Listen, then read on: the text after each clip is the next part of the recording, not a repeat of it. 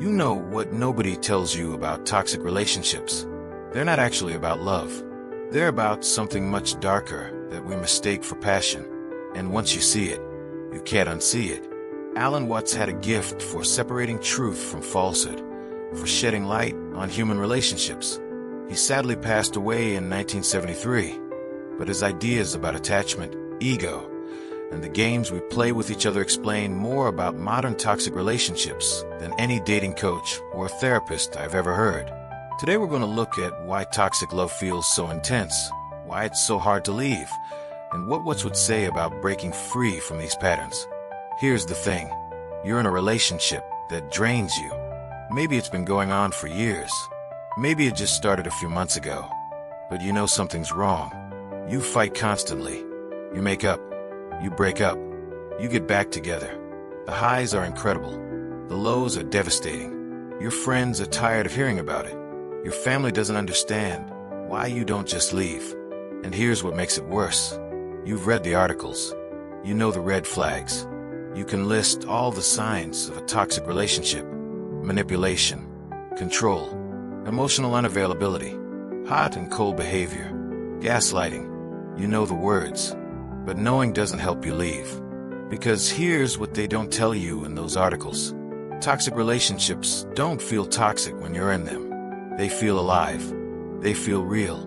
They feel like the most intense connection you've ever experienced. The pain doesn't feel like abuse. It feels like proof that you care. The drama doesn't feel destructive. It feels like passion. And when you try to leave, your body physically aches. You can't sleep. You can't eat. You check your phone every 5 minutes. You drive past their house. You stalk their social media. You tell yourself you just want closure. But really, you just want them back. Even though you know, logically, that getting back together will lead to the same cycle, the same fights, the same pain. So what's actually happening here? Why does something that hurts so much feel so impossible to let go of? Alan Watts spent his life talking about one big idea that makes most people uncomfortable. The self you think you are doesn't actually exist the way you think it does. Stay with me here, because this is where it gets interesting. Most of us walk around with a story in our head about who we are. I'm the kind of person who values honesty. I'm someone who's been hurt before. I'm independent. I'm a good partner. I'm not clingy. I don't take crap from anyone. We have this whole identity built up, and that identity needs constant maintenance, constant proof that it's real. What's called this the ego, not in the popular sense of someone being full of themselves, but ego as in this constructed sense of a separate self that's always trying to defend itself, prove itself, maintain itself. Now here's where toxic relationships come in. When you meet someone who triggers your deepest insecurities, who pushes all your buttons, who makes you question everything about yourself, something strange happens. Your ego goes into overdrive, because suddenly, your whole identity is under threat. Think about it. In a healthy relationship, you feel secure. You feel accepted. You feel like you can just be yourself. There's no drama because there's nothing to prove. But that also means there's no intensity. No constant need to fight for validation. No desperate highs when they finally give you the attention you've been craving. In a toxic relationship, your entire sense of self is constantly on the line. Every text message either confirms or destroys your worth. Every interaction either proves you're lovable or proves you're not enough. It's exhausting, but it's also addictive. Because when they do show you love, when they do choose you, when they do come back after pushing you away, it doesn't just feel good. It feels like salvation, like proof that you exist, like proof that you matter. Watts would say you're not actually addicted to the person. You're addicted to the story you're telling yourself about what their love means about you. There's this dynamic that shows up in almost every toxic relationship. One person pursues, the other withdraws. The more one chases, the more the other pulls away. Then, just when the pursuer is about to give up, the withdrawer comes back, and cycle starts over. Watts talked a lot about pursuit and desire. He had this idea that the things we chase are often the things that run from us, not because of some cosmic law, but because of how we approach them. When you grasp at something desperately, you push it away. When you try to hold onto something too tightly, it slips through your fingers. But here's the twist. Both people in a toxic relationship are actually pursuing the same thing. They're both chasing an image, a fantasy of what love should be. The pursuer is chasing the fantasy of finally being chosen, finally being enough. If they can just love hard enough, be patient enough, understand enough, then the other person will wake up and see their worth. They're not in love with the real person in front of them. They're in love with the potential, with who this person could be if they would just try, if they would just change, if they would just commit. The withdrawer is chasing a different fantasy. They're chasing the feeling of being wanted without the vulnerability of actually being known. They want the intensity of being pursued without the responsibility of showing up. They want to be desired but not seen, because being truly seen means being vulnerable. And vulnerability feels like death to the ego. So you end up with two people dancing around each other, neither one actually present, neither one actually loving the real human being in front of them, both caught up in their own stories about what this relationship means about them. What would look at this and say you're both asleep? You're both lost in thought. You're both relating to your ideas about each other rather than to each other. This is going to sound harsh, but stay with me. On some level, you might be addicted to the suffering itself. What's had this radical idea that we create most of our own suffering by resisting what is, by wanting reality to be different than it is, by clinging to pleasure and pushing away pain, by building these elaborate stories about how things should be, and then suffering when reality doesn't match the story. In a toxic relationship, the suffering becomes proof of something, proof that you care deeply, proof that this is real love, proof that you're a good person who doesn't give up, proof that you're not shallow like everyone else who just walks away when things get hard. You tell yourself stories. Real love isn't easy. Anything worth having is worth fighting for. Love is supposed to hurt sometimes. They're just scared of how good we could be together. They're dealing with trauma. They just need time. They just need me to be patient. And maybe some of that is true. But here's the question Watts would ask. Are you actually in love? Or are you in love with being in love? Are you attached to this person? Or are you attached to the drama, to the intensity, to having something to fight for? Because here's something most people don't want to admit. Peace can feel boring when you're used to chaos. Stability can feel empty when you're used to intensity. Healthy love can feel like it's missing something when you've been conditioned to believe that love should hurt. If you grew up in chaos, chaos feels like home. If you grew up having to earn love, unconditional love feels suspicious. If you grew up walking on eggshells, trying to predict someone's mood, managing someone else's emotions, then a relationship where you have to do all those things feels familiar. And our brains mistake familiar for right. Watts would say you're suffering because you're attached to your suffering. You've made it part of your identity. You've made it mean something about you. And letting go of the suffering would mean letting go of that whole story you've built about who you are. Here's another layer. Toxic relationships often come with this unspoken belief that if you just do the right thing, say the right thing, be the right way, then you can control the outcome. You can make them love you right. You can make them change. You can make this work. So you analyze every conversation. You replay every fight. You try to figure out what you did wrong, what you could have said differently, how you could have reacted better. You read articles about attachment styles. You learn about trauma responses. You try to understand them so deeply that you can predict their behavior and manage it. And sometimes it works. Sometimes you say exactly the right thing and they soften. Sometimes you give them space and they come back. Sometimes you set a boundary and they respect it for a while. But then it falls apart again. And you think it's because you didn't do it right. You weren't consistent enough. You didn't communicate clearly enough. You need to try harder, be better, understand more. Watts would say you're trying to control something that can't be controlled. Another person's capacity for love isn't something you can earn or unlock or fix. It's not a puzzle you can solve if you're just smart enough. It's not a test you can pass if you're just good enough. The other person is on their own journey. They have their own wounds, their own patterns, their own work to do, and nothing you do can do that work for them. This is hard to accept because it means letting go of control.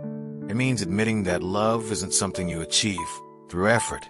It's something that either flows naturally or it doesn't. And when it doesn't, no amount of trying will make it.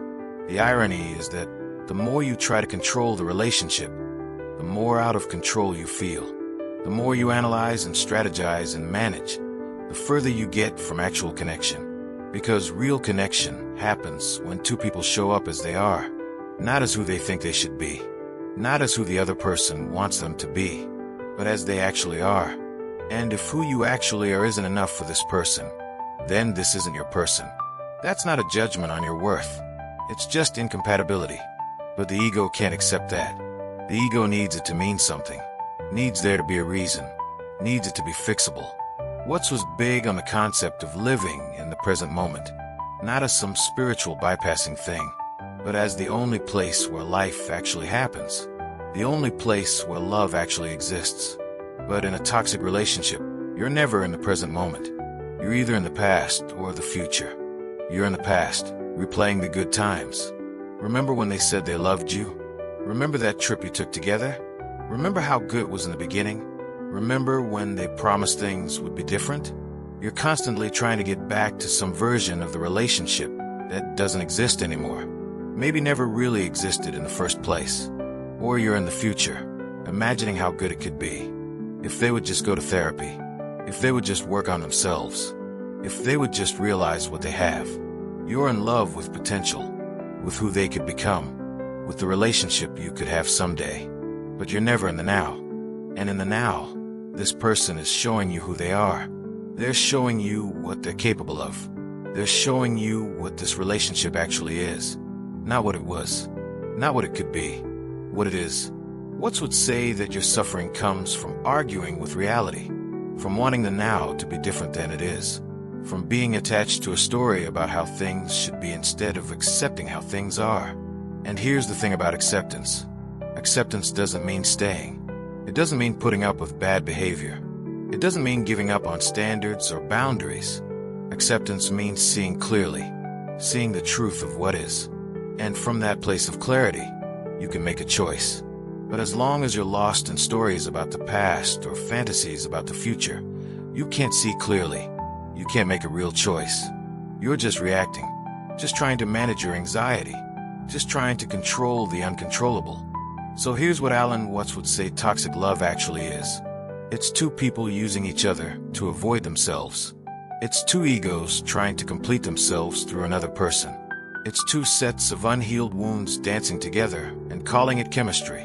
It's two people addicted to intensity because they've mistaken drama for depth. Real love, according to Watts, isn't about completion. It's about connection between two people who are already whole. It's not about need. It's about choice.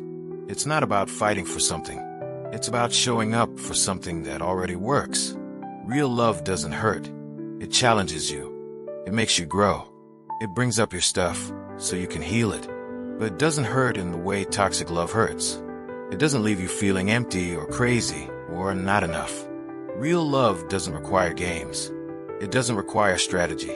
It doesn't require you to be anyone other than who you are. It doesn't require constant proof or validation or reassurance. Real love is simple. Not easy, but simple. Two people showing up honestly. Two people choosing each other. Two people being present with what is rather than fighting for what could be. And toxic love is complex. It's layered with stories and wounds and projections and defenses. It's exhausting because you're not actually relating to a person. You're relating to your idea of the person. Your story about what they could be. Your attachment to what their love would mean about you. Watts would say that the moment you can see this clearly, the addiction starts to break. Not because you stop caring, but because you stop confusing suffering with love. You stop confusing intensity with connection. You stop confusing familiar patterns with destiny. There's a moment in every toxic relationship where something shifts, where you wake up, even if just for a second.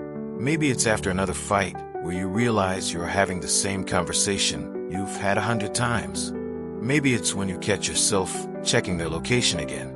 Maybe it's when a friend says something and you hear yourself defending behavior you wouldn't accept if it was happening to someone you love.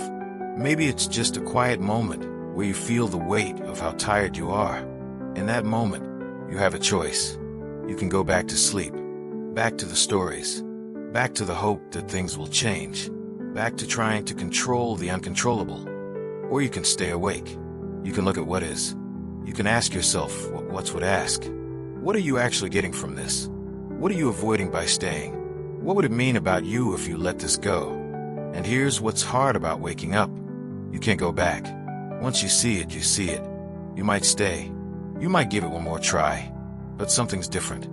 The spell is broken. The addiction is still there, but you can see it now.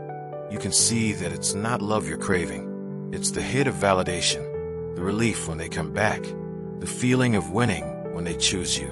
What's would say this is good? This discomfort, this clear seeing. This is where freedom starts. Not in some future moment when you're healed. Not when you meet someone new. Right now, in this moment of seeing truly. So what do you actually do with this? How do you leave? How do you stay awake? How do you break the pattern? What's would say you don't force it? You don't make it another thing your ego has to achieve. You don't turn healing into another project, another way to prove yourself, another thing to control. You just start noticing. Notice when you're in the story versus in the present. Notice when you're relating to the person in front of you versus your idea of them. Notice when you're acting from fear versus from clarity. Notice when you're trying to earn love versus receiving what's actually being offered. And from that noticing, things start to shift naturally. You stop responding to the bait, not because you're trying to use some strategy, but because you can see it for what it is. You stop chasing when they pull away, not to play hard to get, but because you realize chasing never actually brought them closer. You start asking yourself what you actually want, not what you should want, not what would prove something, but what would actually feel good in your body, in your life, in your day-to-day. And maybe you leave. Maybe you set boundaries that they can't meet, and the relationship ends naturally. Maybe you choose yourself and walk away even though it hurts. Or maybe the relationship changes. Maybe when you stop playing the game, they stop too. Maybe when you stop trying to control them, they step up. Maybe when you're willing to lose it, it becomes something worth having. But here's the thing. You can't use this as another strategy. You can't wake up in order to make them change. That's just the ego again. That's just control wearing a spiritual mask.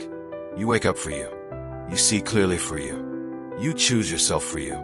Not as a tactic, but as the only way to actually live.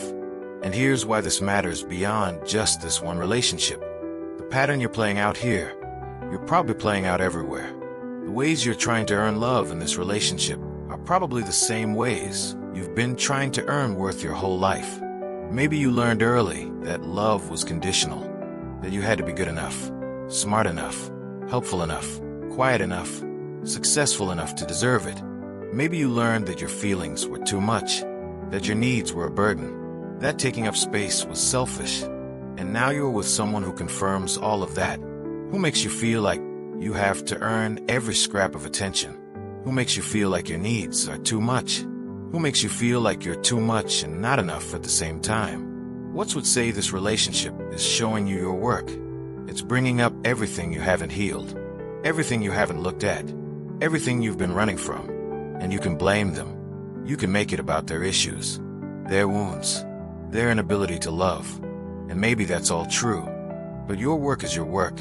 Your healing is your healing. And this relationship is giving you the chance to see where you abandon yourself, where you betray yourself, where you make yourself small, where you tolerate the intolerable because some part of you believes that's what you deserve.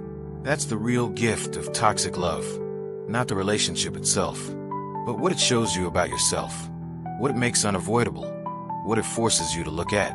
And here's what stops most people from leaving. The fear of being alone.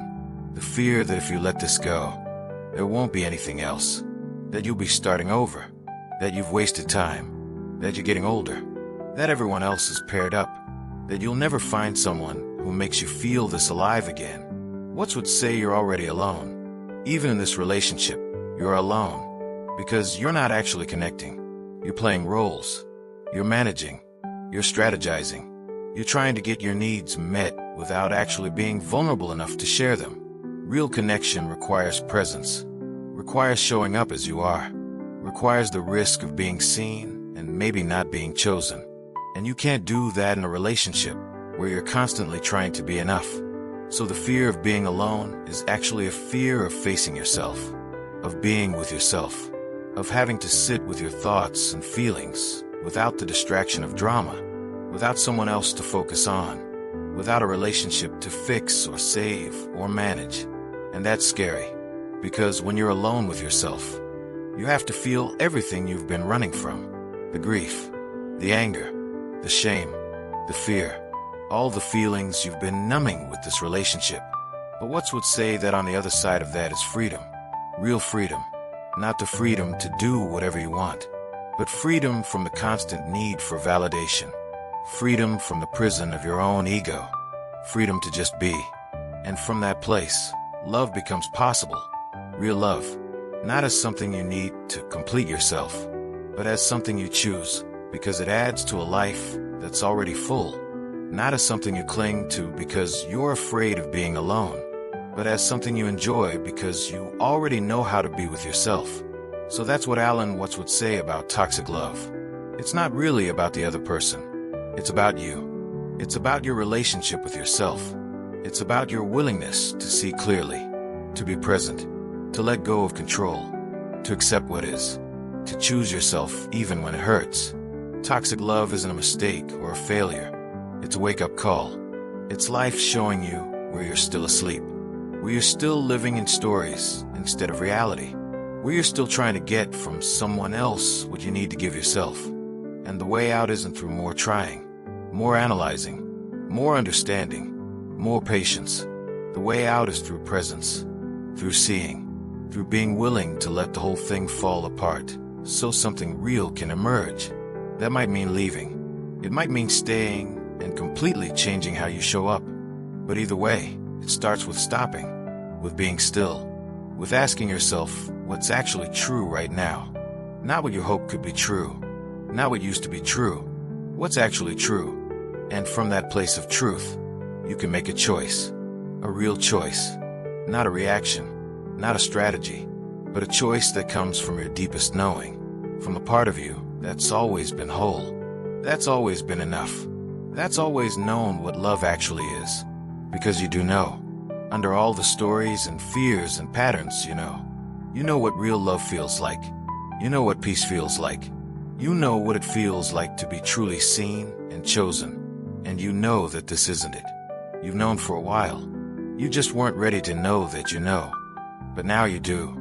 And now you get to decide what to do with that knowing. Click here to watch what I think will help you even more.